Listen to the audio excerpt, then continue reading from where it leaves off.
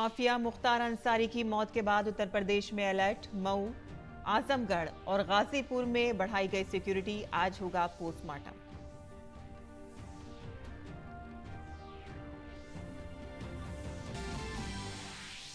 दिल्ली के lieutenant governor ने कंगना रनौत के खिलाफ कांग्रेस लीडर सुप्रिया श्रीनेत की सोशल मीडिया पोस्ट पर दिल्ली पुलिस से मांगी जांच रिपोर्ट। बीजेपी लीडर बांसुरी स्वराज ने की थी शिकायत।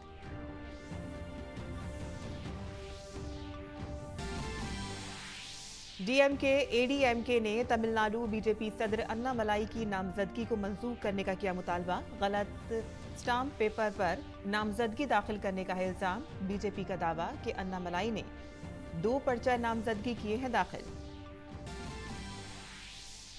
बीजेपी सदर जेपी नड्डा की मौजूदगी में उम्मीदवारों के ताल्लुक से उड़ीसा और पंजाब कोर ग्रुप की हुई मीटिंग। दोनों रियासतों में बीजेपी तनहा लड़ रही है इलेक्शन।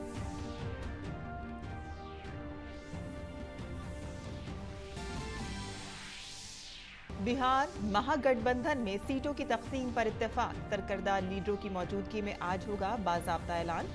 जराये के मुताबिक आरजेडी कांग्रेस को 9 सीटें देने को तैयार।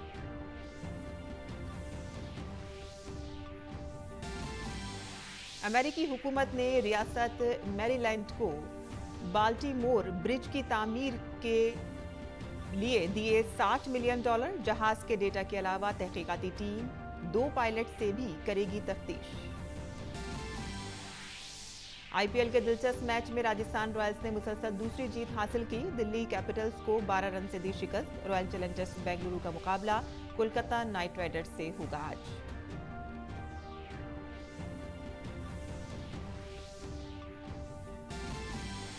रोहन बोपन्ना और मैथ्यू एबिडन की जोड़ी ने मियामी मास्टर्स के फाइनल में बनाई जगह। कल खिताबी मुकाबले में क्रोएशिया के एवान डोडिच और अमेरिका के ऑस्टन क्रेजेसिक की जोड़ी से होगा मुकाबला।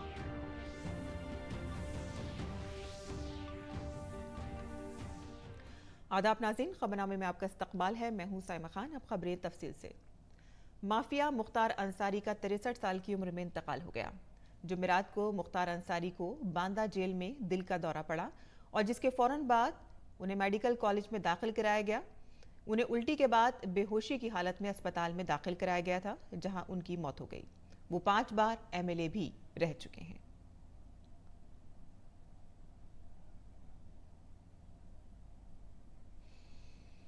और आपको बता दें कि मुख्तार अंसारी कौन था। माफिया से सियासतदान बने मुख्तार अंसारी को गुज़िश्ता 18 माह में 8 मुकदमात में सजा सुनाई गई थी। मुख्तार अंसारी के खिलाफ 65 मुकदमात ज़ेर इल्तवा थे, जिनमें से 20 की समाअत अदालत में जारी थी। मुख्तार के खिलाफ सजा का अमल 21 सितंबर 2022 को शुरू हुआ था। 21 सितंबर 2022 को लखनऊ के आलमबाग पुलिस स्टेशन में 2003 में जेलर को धमकी देने पर 7 साल सजाए कैद सुनाई गई थी। 23 सितंबर 2022 को लखनऊ में दर्ज गैंगस्टर एक्ट केस में 5 साल कैद की सजा सुनाई गई थी। 15 दिसंबर 2022 को गाजीपुर में दर्ज गैंगस्टर एक्ट केस में 10 साल कैद की सजा सुनाई गई थी। 29 अप्रैल 2023 को गाजीपुर में दर्ज गैंगस्टर एक्ट के एक और मुकदमे में 10 साल कैद की सजा सुनाई गई थी। और 5 जून 2023 को 32 साल बाद कांग्रेस के रियासती सदर अजय राय के बड़े भाई अवधेश राय कत्ल मामले में उम्र कैद की सजा सुनाई गई थी। 26 अक्टूबर 2023 को गाजीपुर में दर्ज इसी गैंगस्टर एक्ट केस में 10 साल कैद की सजा उन्हें सुनाई गई थी। 15 दिसंबर 2023 को महावीर प्रसाद रंगना को धमकी देने पर 5 साल और 6 माह कैद की सजा सुनाई गई थी। 13 मार्च 2024 को धोखाधड़ी से बंदूक का लाइसेंस हासिल करने के मामले में उम्र कैद की सजा सुनाई गई थी।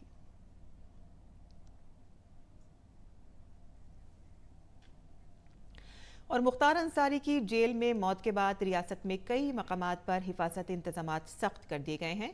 पूरी रियासत में अलर्ट जारी कर दिया गया है। पुलिस ने फिरोजाबाद में सिक्योरिटी बढ़ाते हुए इलाके में फ्लैग मार्च किया, तो वहीं मुख्तार अंसारी की गाजीपुर रिहाइशगाह के बाहर भी सिक्योरिटी सख्त कर दी गई है।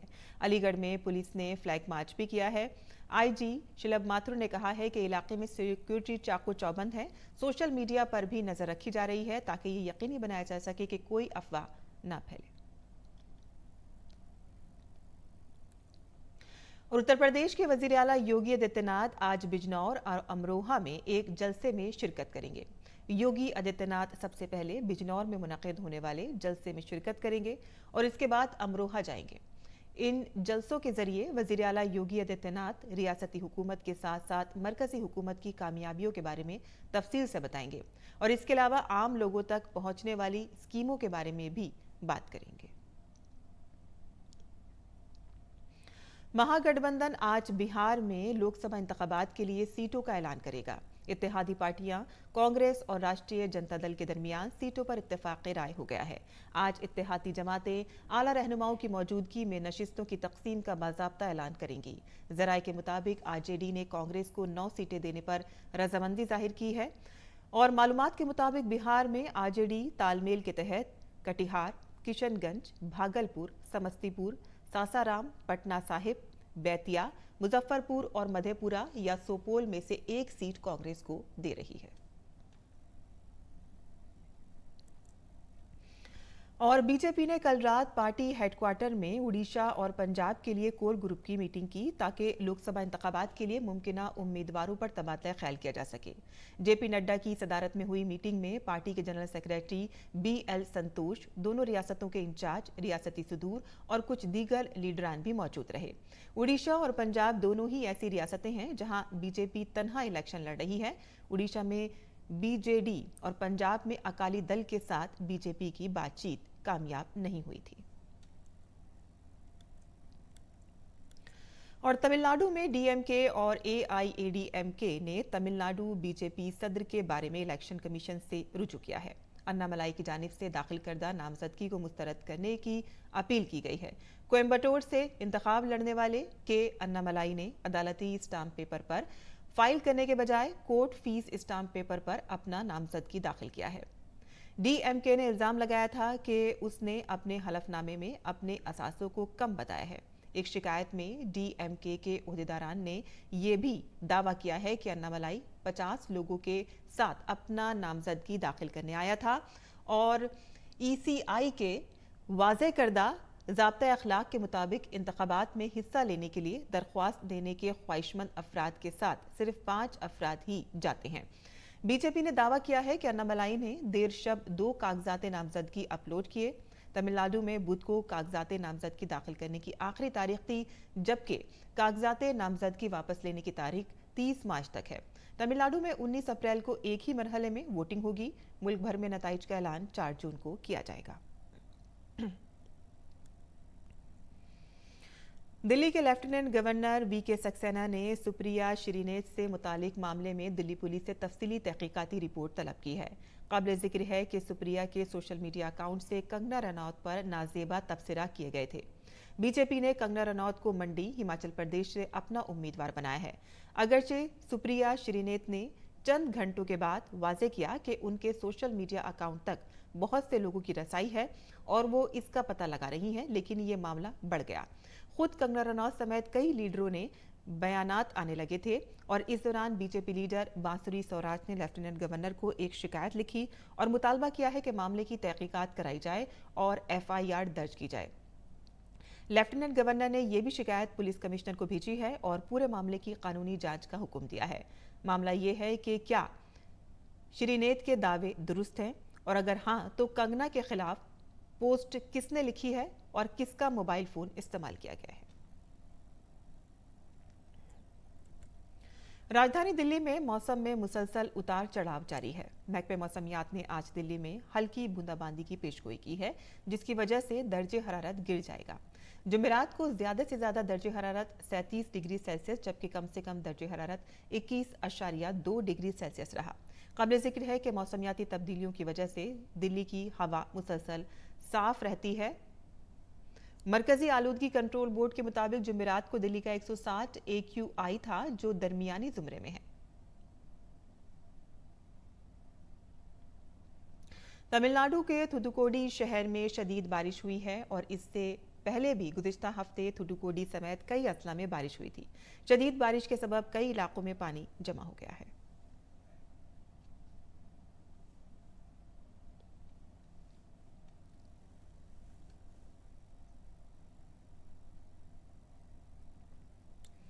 जम्मू कश्मीर के रामबन इलाके में बैटरी चश्मा के करीब जम्मू कश्मीर श्रीनगर कौमी शाहराह पर आज एक मुसाफिर टैक्सी गहरी खाई में गिर गई, जिसके बाद पुलिस, एसडीआरएफ की टीम और रामबन सोल QRT जाए वक़ूफ़ पर मौजूद है और बचाव मुहिम जारी है।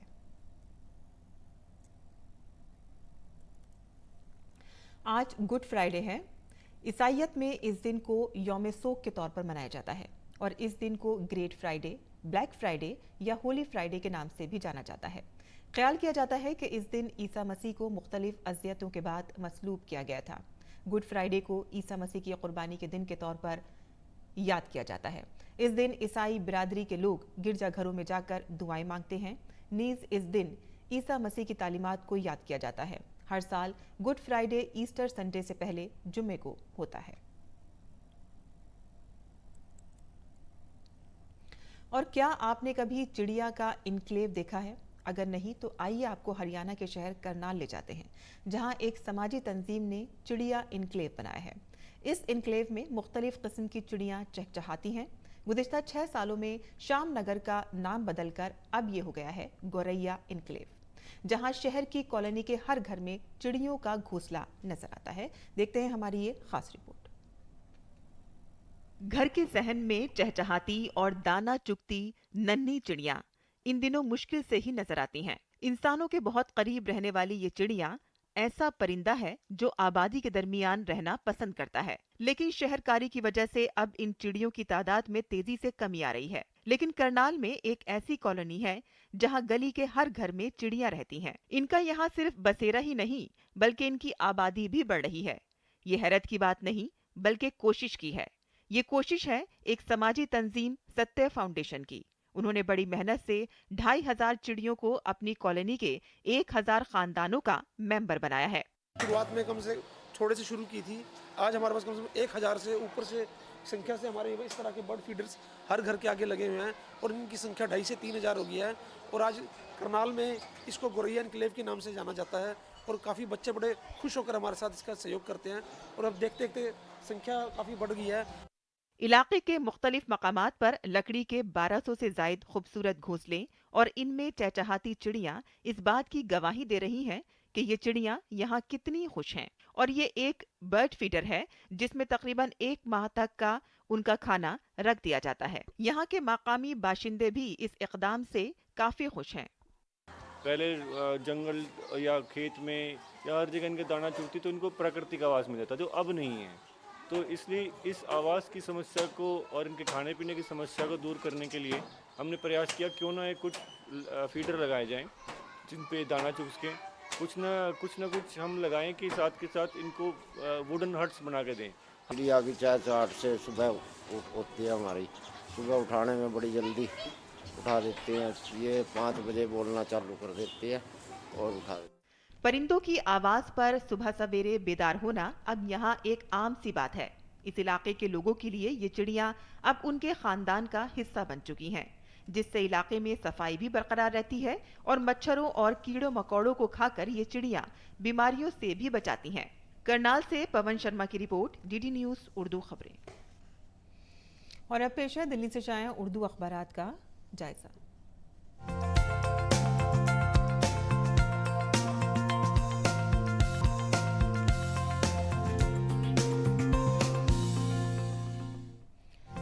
तो दिल्ली से शाया होने वाले उर्दू के अखबारात पर नज़र डालते हैं। यहाँ दिल्ली यूनिवर्सिटी से खबर है, जहाँ उसका 51वां सालाना इजलास मनाया गया और उसमें प्रोफेसर योगेश सिंह का इजहार ख्याल। उन्होंने कहा है कि ज़ाब्ता अखलाक के ख़त्म होने के बाद ही DU में तकर्रियों का अमल दोबारा शुरू होगा। वहीं जामिया से भी खबर है, जामिया समेत दीगर यूनिवर्सिटियों में दाखिले के लिए CUET की आखिरी तारीख जो है वो 31 मार्च है। तो जो स्टूडेंट्स हैं वो अगर इसमें दाखिला लेना चाहते हैं तो बहुत कम वक्त बचा है, जहां 31 मार्च इसकी आखिरी तारीख है। आगे बढ़ते हैं। ईद उल फित्र का मौका, मतलब ईद उल फित्र जो है वो करीब आने वाली है और रमज़ान अब कुछ दिनों में ख़त्म होने जा रहे हैं। तो ऐसे मौके पर जो बाज़ार हैं वो मुख्तलिफ़ अशिया से सजे हुए हैं, यानी कि लोग बढ़ चढ़ कर अब ईद की ख़रीदारी में जुट गए हैं और उसी का जिक्र इसमें किया गया है कि किस तरह से बाज़ारों में ईद की ख़रीदारी को लेकर चहल पहल देखी जा रही है। वहीं अखबार में जो कुछ आर्टिकल्स शाया हुई हैं उसमें भी बता दें कि आपको यहाँ पर ज़कात के बारे में एक आर्टिकल शाया हुआ है। बताया गया है कि माशी तंगहाली का एक अहम सबब जो है वो ये भी है कि फ़रीज़ा ज़कात से हम थोड़ा बहुत गफलत बरतते हैं, जिसके बारे में ख़ास तौर पर कहा गया है कि आप दिल खोल कर ज़कात दें, और उसी की वजह से जो हम देखते हैं कि माशी तंगी इस वक्त देखी जा रही है, तो ये फ़रीज़ा ज़कात से गफलत की ही वजह है। आगे बढ़ते हैं। इस अखबार के आलमी सफ़े से जो हमने खबर ली है वो आपको बता दें कि जंगबंदी के लिए आलमी दबाव के सामने नहीं झुकेंगे। ये बात इजराइल के वज़ीर-ए-आज़म नेतन्याहू ने ये बात कही है, और उन्होंने कहा है कि रमज़ान के फ़ौरन बाद रफ़े पर हमले की तैयारियां उन्होंने मुकम्मल कर ली हैं, और इजराइल की फ़ौजी कार्रवाई हमास के बकिया रहनुमाओं को ख़त्म कर सकती है, अमेरिका ने ये कहा है। तो ये थी आज के अखबारात की सुर्खियाँ।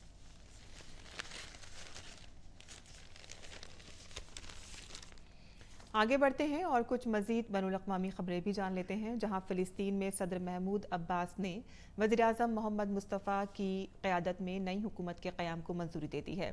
नई हुकूमत में 23 वज़रा शामिल हैं। वज़ीर-ए-आज़म मुस्तफ़ा वज़ारत ख़ारजा का चार्ज भी संभालेंगे। फ़िलिस्तीनी ख़बररसां इदारे के मुताबिक मुस्तफ़ा ने हुकूमत की तश्कील और कामकाज की मुजव्वज़ा तफ़सीलात पेश की हैं, जिसके बाद सदर ने मुल्क की 19वीं हुकूमत के क़याम को मंजूरी दी। नई काबीना में एक मुआविन वज़ीर भी शामिल होगा जो इमदादी उमूर को निपटाएगा। मुस्तफ़ा ने काबीना के एक बयान में सदर अब्बास को मुखातिब करते हुए कहा है कि हुकूमत की पहली तरजीह गज़ा में फ़ौरी जंगबंदी और इजराइल का मुकम्मल इनखला है, और इसके अलावा तमाम मकामात पर जामे इंसानी इमदाद फराहम करने की इजाज़त दी जाएगी। वहीं हुकूमत मगरबी किनारे और गज़ा पट्टी के इदारों में इस्लाहात और इंतज़ाम भी करेगी। नई हुकूमत आइंदा इतवार को सदर अब्बास के सामने आईनी हलफ उठाएगी। अफगानिस्तान में आज सुबह ज़लज़ले के झटके महसूस किए गए। नेशनल सिस्मोलॉजी सेंटर के मुताबिक आज सुबह 5:11 पर ज़लज़ले के झटके महसूस किए गए हैं, जिसकी शिद्दत रिएक्टर पैमाने पर 4.6 रिकॉर्ड की गई है। और जनूबी अफ्रीका में एक बड़ा सड़क हादसा पेश आया है, जिसमें 45 अफराद हलाक हो गए हैं। वजारत ट्रांसपोर्ट ने कहा है कि जुमेरात को एक मुसाफिर बस पुल से नीचे खाई में गिर गई। शुमाली सूबे किलिम्पोपो में ममात लाकला के करीब बस के हादसे में 45 अफराद हलाक और एक शदीद जख्मी हो गया है।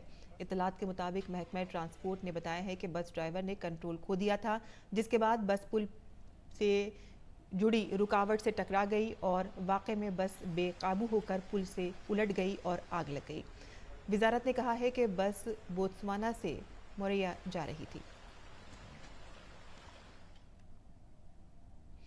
अमेरिका के मैरीलैंड के शहर बाल्टीमोर में पुल हादसे के बाद जो बाइडेन हुकूमत ने मैरीलैंड को हंगामी इमदाद के तौर पर $60 मिलियन दिए हैं। मैरीलैंड के गवर्नर वेस्टमोर ने जुमेरात को $60 मिलियन की इमदाद की दरख्वास्त की, जिसे अमेरिकी इंतजामिया ने चंद घंटों में ही मंजूर कर लिया। मैरीलैंड के गवर्नर ने बाइडेन हुकूमत का शुक्रिया अदा किया है, और इससे कबल अमेरिकी कोस्ट गार्ड ने कहा था कि बाल्टीमोर में पुल से टकराने से पहले जहाज के इंजन का बंदरगाह पर मुआयना किया गया था। वहीं गौताखोरों ने लापता 6 मजदूरों में से मजीद 2 की लाशें बरामद कर ली हैं।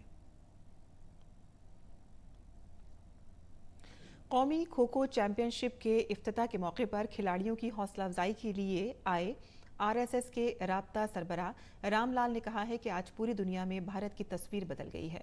हमारे साथी सुशील कुमार ने बातचीत की है और उन्होंने कहा है कि भारत के साथ साथ भारतीय खेलों को भी बैनुल-अक़वामी प्लेटफॉर्म पर पहचान मिल रही है।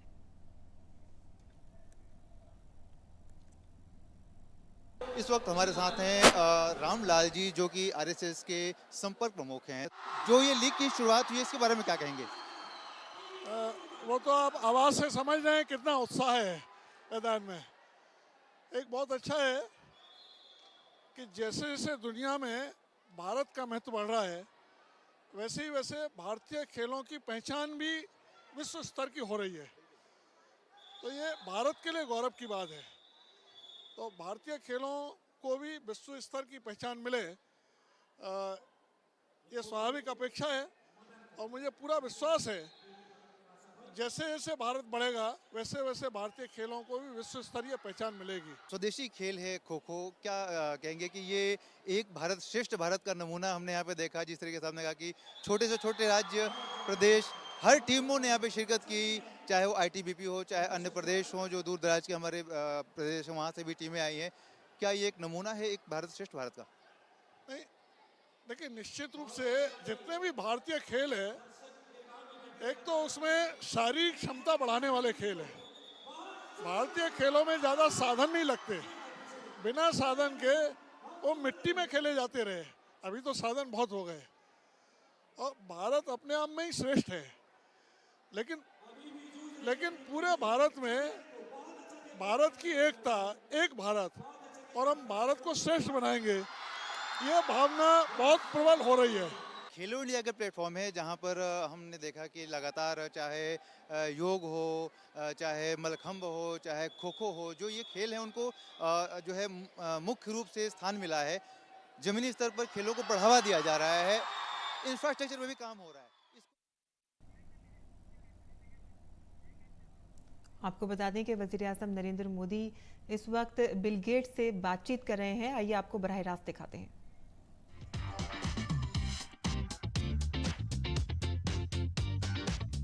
क्लाइमेट को लेकर के हम बात कर रहे थे। भारत, मुझे बहुत खुशी है कि हम रिन्यूएबल एनर्जी के क्षेत्र में बहुत तेज़ी से आगे बढ़ रहे हैं। सोलर एनर्जी, विंड एनर्जी, हम काफ़ी काम, हम न्यूक्लियर के अंदर काफ़ी तेज़ी से आगे बढ़ना चाहते हैं।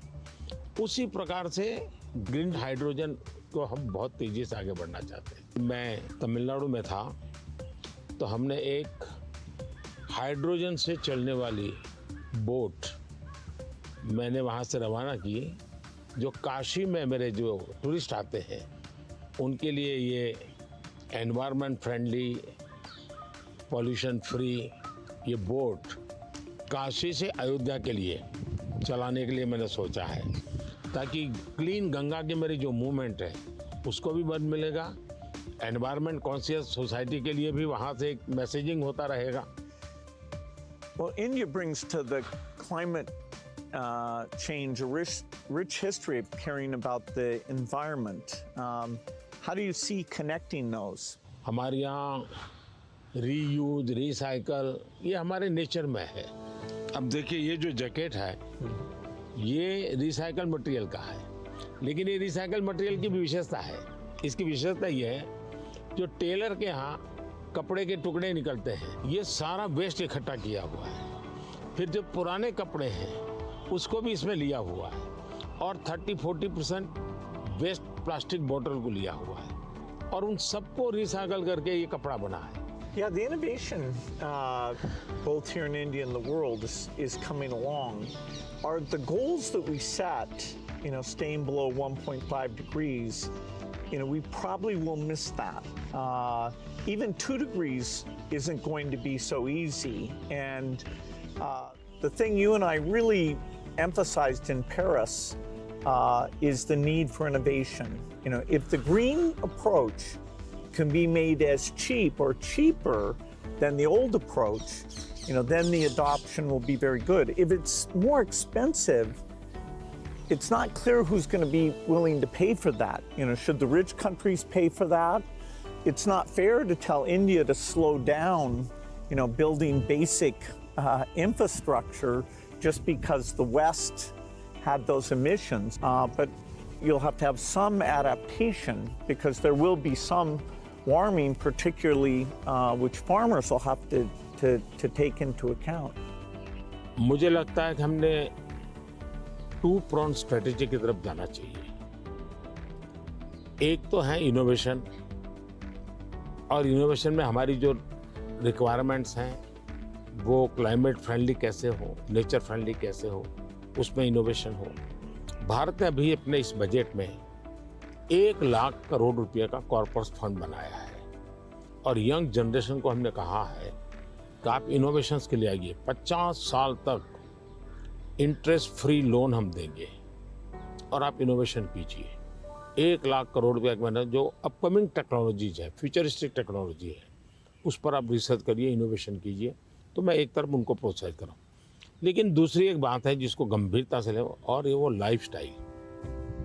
और इसलिए मैंने मिशन लाइफ शुरू किया है। और मैं जब लाइफ कहता हूँ तब लाइफस्टाइल फॉर एनवायरनमेंट, क्योंकि हमारी रोजमर्रा की जिंदगी में अगर हम क्लाइमेट फ्रेंडली लाइफस्टाइल स्वीकार नहीं करते, प्रो नेचर हम जीवन नहीं जीते हैं, तो हम बाहरी कितने ही प्रयास क्यों न करें, हम नए नए इनोवेशन करेंगे, नई नई चीजें जोड़ते जाएंगे, हम अपनी जिंदगी को ऐसी कैसे बनाए। अब हमारी मुसीबत क्या है, हमारा प्रगति का आंक क्या, तो भाई कौन सा देश कितना स्टील उपयोग करता है, कौन सा देश पर कैपिटल कितना एनर्जी कंज्यूम करता है, उसके आधार पर उस देश की इकोनॉमी में जा।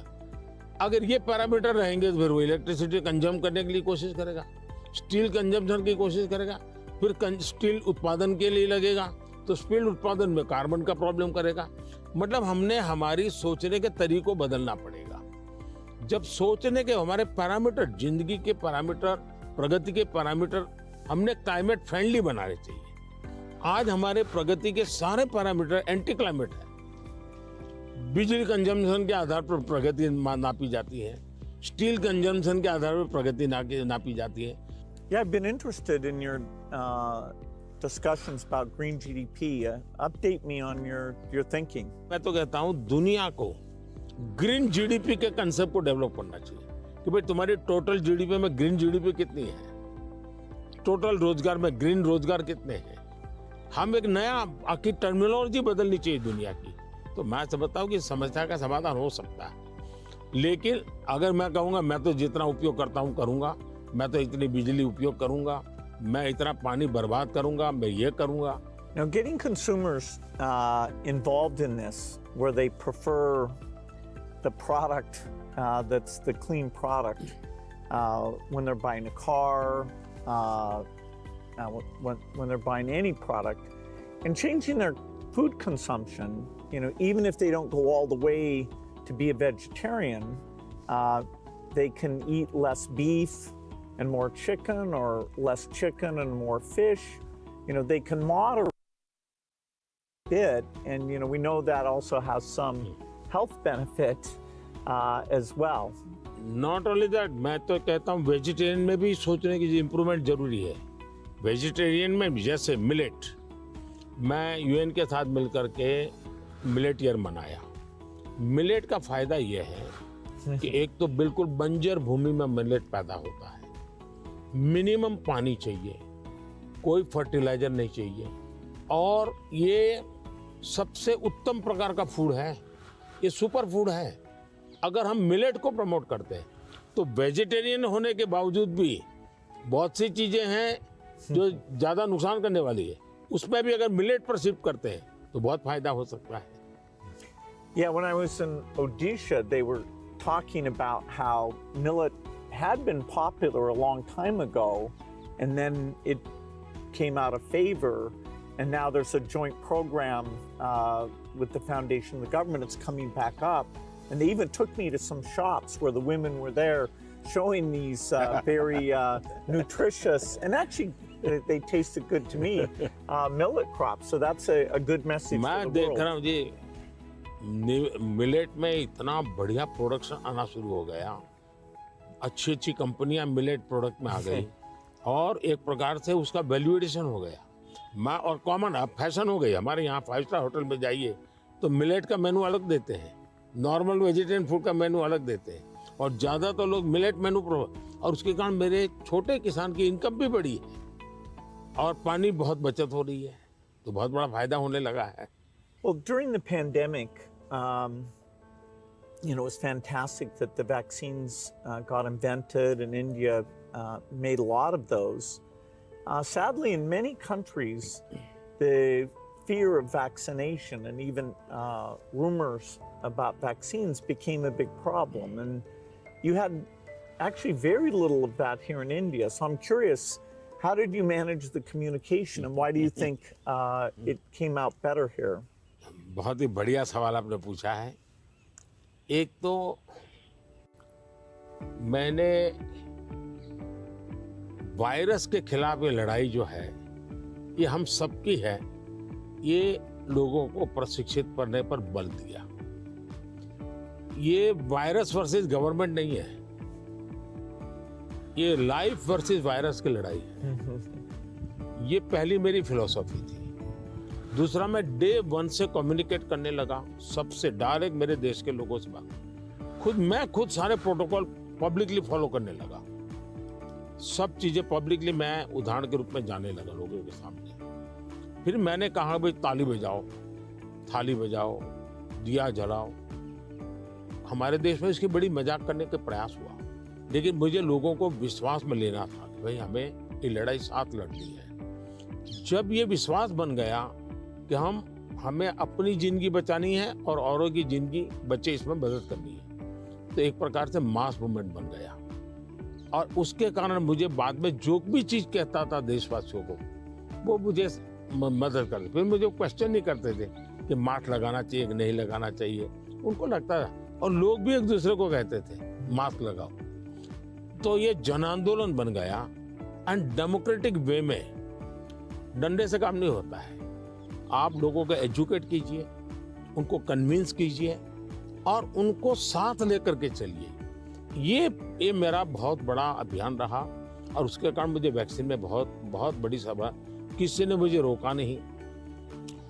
आर्थिक रूप से मुझे बहुत बड़ा बोझ आया क्योंकि मुझे वैक्सीन बनाने में रिसर्च करनी थी। फिर विश्वास दिलाना था कि यही वैक्सीन चलेगी, कि मैं खुद सबसे पहले वैक्सीन लेने लग गया।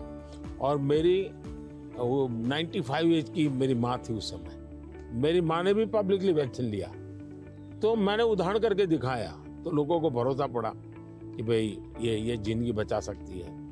आने वाले दिनों में मैं सर्वाइकल कैंसर को लेकर के, खास करके बच्चियों के लेकर, मैं भारत में इस बार बजट में हमारी जो साइंटिस्ट हैं उनको बजट देना चाहता हूँ। और मैं उनको कहना चाहता हूँ इसमें भी आप लोकल रिसर्च कीजिए, वैक्सीन बनाइए और बहुत ही कम पैसों में मैं मेरे देश की सभी बच्चियों का वैक्सीनेशन करूँ और किसी भी बच्ची को कैंसर की संभावना ही न रहे वो स्थिति पैदा करूँ। उस दिशा में इन दिनों मैं काम कर रहा हूँ। जब मेरी नई सरकार बनेगी तो मैं सबसे पहले उस दिशा में काफ़ी पैसे रिसर्च में लगाना चाहता हूँ ताकि मेरी बच्चियों की जिंदगी बचे। मैं एक इंटरेस्टिंग बात बताना चाहता हूँ। सरदार वल्लभ भाई पटेल 1930 के आसपास अहमदाबाद म्युनिसिपल कॉरपोरेशन, उस समय नगर पालिका होती थी, उसके मेयर थे। और उस समय एक एपिडेमिक की स्थिति पैदा हुई, वैक्सीनेशन करवाना था। कुछ लोगों ने रिलीजियस कारणों से उस समय वैक्सीन लेने से मना कर दिया, रेजिस्ट किया। तो सरदार वल्लभ भाई पटेल ने बड़ा कड़ाई की और कंपल्सन किया कि भाई मुझे सारे की जिंदगी बचानी है। यानी ये रेजिस्टेंस दुनिया के हर देश में सदियों से चला आया रहा है, लेकिन अगर उसको ओपन अप करके हम करें तो शायद ठीक हो जाता है। तो मैंने सुना है कि आप गुजरात में स्टैच्यू ऑफ यूनिटी पर जा रहे हैं, आपने शायद उसके विषय में कुछ पढ़ा होगा, आपने जाने का कार्यक्रम बनाया है तो। I'm very much looking forward to that. You know, I understand it's quite grand, much bigger than the Statue of Liberty. So that'll be fun to see. And also to meet some of the women's groups there and hear how they've gotten involved in tourism or how they see all the work that they do. इसकी बड़ी interesting story है, background information मैं आपको देना चाहूँगा। सरदार वल्लभ भाई पटेल की विशेषता ये रही थी, भारत को एक करने में उन्होंने बहुत बड़ी भूमिका निभाई थी, यूनिटी में बहुत बड़ा रोल किया। तो मैं जब गुजरात का मुख्यमंत्री था, मैंने एक मास मूवमेंट शुरू की। मैंने लोगों को अपील की कि हर गांव से मुझे खेत में जो उपयोग किया है औजार, उसका लोहे का टुकड़ा चाहिए। हर गांव से एक लोहे का टुकड़ा चाहिए, और वो चाहिए क्या, जिसका कभी न कभी खेत में उपयोग किया है। तो हिंदुस्तान के 6 लाख गांवों से मैंने किसानों से लोहे का टुकड़ा इकट्ठा किया, उसको मेल्ट किया और उसका मैंने स्टैच्यू में उपयोग किया है। दूसरा, मैं हर गांव से मिट्टी लाया, उस मिट्टी का मैंने एक यूनिटी वॉल बनाया है। तो हिंदुस्तान के 6 लाख गांवों की मिट्टी उसमें है और मेरा उसके पीछे स्पिरिट है यूनिटी का। हमने इतने बड़े देश की विविधताओं के बीच में एकता कैसे बनानी, उसके लिए मैंने स्टैच्यू बनाया। और स्टैच्यू ऑफ लिबर्टी से ये डबल साइज का है, ये दुनिया का सबसे बड़ा ऊंचा स्टैच्यू। और कम से कम समय में बनाया। Yeah, I hope they have a video of the construction because I'm always fascinated how do you assemble something like that? इसका पूरा एक मैंने किताब निकाला है स्ट्रक्चरल इंजीनियरिंग का पूरा। Okay. फिर फाउंडेशन स्टोन से लेकर के अब तक टेक्नोलॉजिकल इम्प्रूवमेंट कैसा हुआ उसका डिटेल स्टोरी है, वीडियोग्राफी भी है और बुक फॉर्म में भी है। वो मैं अपनी टीम को बताऊंगा, वो आपको मिले, क्योंकि ये सच में, और मैंने सभी इंजीनियरिंग स्टूडेंट को वहाँ स्पेशली ले जाता था कि वो ये स्ट्रक्चरल इंजीनियरिंग का स्टडी करेंगे, इतना बड़ा काम कैसे हो रहा है, और वो बहुत उनका इंटरेस्टिंग था। वो अभी मैंने गुजरात में हिंदुस्तान का सबसे बड़ा सी केबल ब्रिज का उद्घाटन किया, हिंदुस्तान का सबसे बड़ा। तो मैंने इंजीनियरिंग स्टूडेंट को कहा तो वहाँ जाइए, उसका स्ट्रक्चरल इंजीनियरिंग का स्टडी कीजिए, क्योंकि मैं ये हमेशा इन चीज़ों में चाहता हूँ कि चीज़ें बना करके छोड़नी नहीं है, मैं उसमें इंस्टीट्यूशनलाइज करना चाहता हूँ, नई पीढ़ी को तैयार करना चाहता हूँ। So over our careers, technology's gotten so much better. I'm just curious in terms of your journey of using, PCs or phones or different types of software. Was there something that really drew you in, or what's that been like? एक तो मुझे पागलपन है technology का, खुद expert नहीं हूँ, मेरी क्यूरियोसिटी रहती है, बालक की जैसे रहती वैसे रहती है। मुझे बहुत याद है, बहुत पहले मेरे पास एक गैजेट था, हाथ में रखने वाली छोटी सी डायरी थी, अच्छी थी लेकिन थोड़ा वेट था। मैं बहुत साल पहले यूएसए गया था, तो जब यूएसए गया तो मैं बड़े मॉल में जाता था, लेकिन मैं टेक्नोलॉजी वाली दुकान पे जल्दी जाता था। तो मैंने उनको कहा भाई ये इसका लेटेस्ट वर्जन कोई है क्या, तो वो देखता रह गया ये क्या है, बोले अभी तो हमारे देश में ये आया नहीं है, तो ये भी तो अभी आया नहीं, तो अगला वर्जन कहाँ से आएगा। तो मैं इतना एडवांस चीज़ों को ढूंढता रहता था, देखता रहता था, लेकिन मैं टेक्नोलॉजी का गुलाम नहीं हुआ, मैं किसी से बंधा नहीं हूँ, मैं पानी के प्रवाह की तरह नई चीज़ों को खोजता रहता हूँ, ढूंढता रहता हूँ, और कहीं पर मुझे सुनता हूँ तो मैं ले आता हूँ, और शायद मुझे जल्दी से करने का भी शौक़ है, उसको मैं जल्दी से जल्दी कैसे लाऊं, जल्दी कैसे करूं। जैसे एआई दुनिया के चर्चा करने लगी तो मैं एआई के पीछे मैं क्या कर सकता हूं। दूसरा, मेरा ध्यान किसी चीज़ को देखता हूं, उसका मल्टीपल यूटिलिटी क्या होती है, तो मेरी सब फैकल्टी उस पर काम करना शुरू कर देती है। मैं कोई चीज़ देखता हूँ तुरंत नहीं ये नहीं, ऐसा करो। तो ये शायद मेरा गॉड गिफ्टेड मेरा नेचर है। जो मैं समझता हूँ हमारे जो दर्शक हैं उनको शायद कुछ ऐसी चीज़ें हैं सुनना बहुत अच्छा लगेगा। आपकी ज़िंदगी के विषय में जो सुना है कि भाई गैरेज में आपने ज़िंदगी की शुरुआत की और वहाँ से यहाँ पहुँचे, उस जन्म में सबसे संतोषजनक पल कौन सा आया होगा? I'm so lucky. I was born at a time when the chip miracle happened. I got a very good education. I have kind of an optimistic view, so dropping out of school to take risk didn't seem that dangerous to me. I have to say, though, the most exciting thing is when you see people using the technology. When you go into a classroom and you see people using it. In a certain sense, I always wanted software for my own curiosity, and that I could take courses online and all that, and to see that other people, not only does it work for them, but it's kind of empowering them. That's been very gratifying. We still have a lot of limitations, but in that event with all the Microsoft India employees, it was kind of a milestone to see, okay, what had been a dream now was a group of brilliant people taking it to the next level. कौन सी किताब होगी जिसने आपको बहुत प्रभावित किया होगा? Well, I think the one, and people are going to read one, is Steven Pinker wrote one called The Better Angels of Our Nature. If you learn about the world, you see all the shortcomings.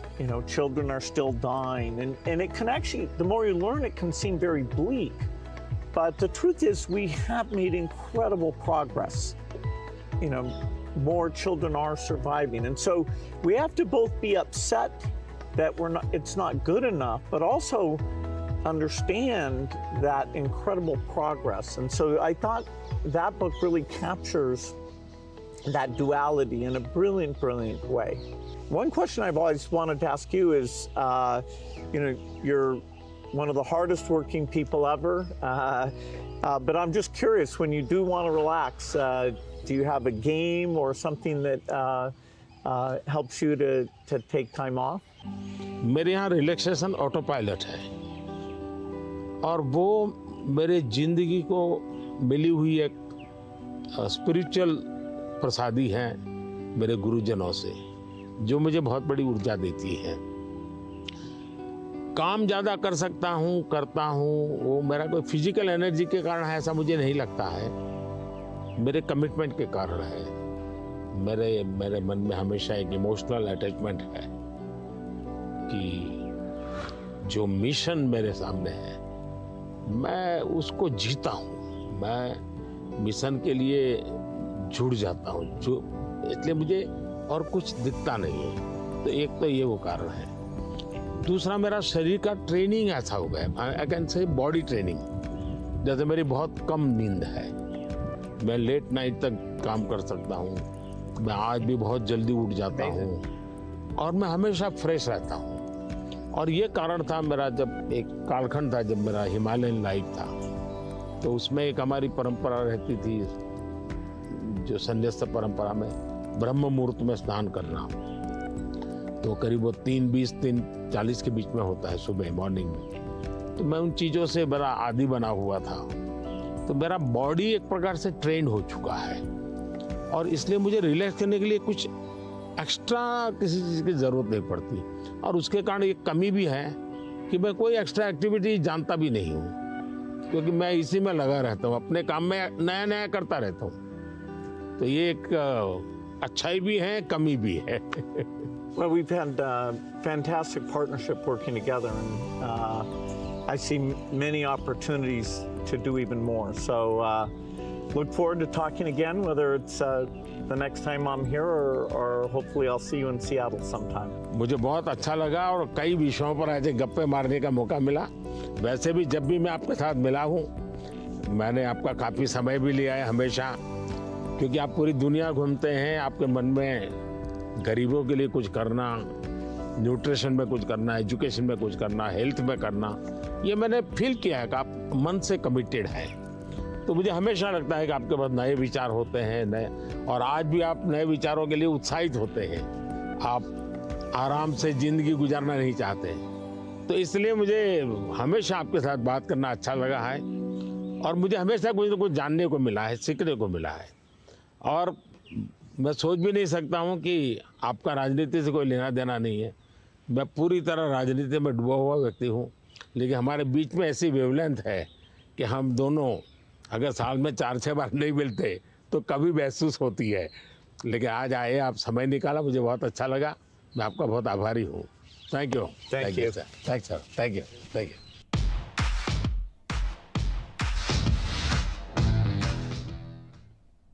तो ये आप बेहद खुशगवार माहौल में वज़ीर-ए-आज़म नरेंद्र मोदी और Bill Gates के दरमियान हो रही बातचीत को देख रहे थे। काफ़ी मुद्दों पर एक दूसरे के साथ उन्होंने बातचीत की है, क्लाइमेट पर, एनवायरनमेंट पर, आईटी सेक्टर में हो रहे जो नए नए इनोवेशंस हैं उस पर बातचीत की है। ख़ास तौर पर उन्होंने कहा है प्रधानमंत्री ने कि जिस तरह से लड़कियों के अंदर कैंसर के केसेस, सर्वाइकल कैंसर के केसेस बढ़ रहे हैं, उसको लेकर वो बहुत ज़्यादा फ़िक्रमंद हैं और इसकी वैक्सीन के लिए वो कुछ इमदाद यानी कि फ़ंड्स भी मुख्तस करेंगे।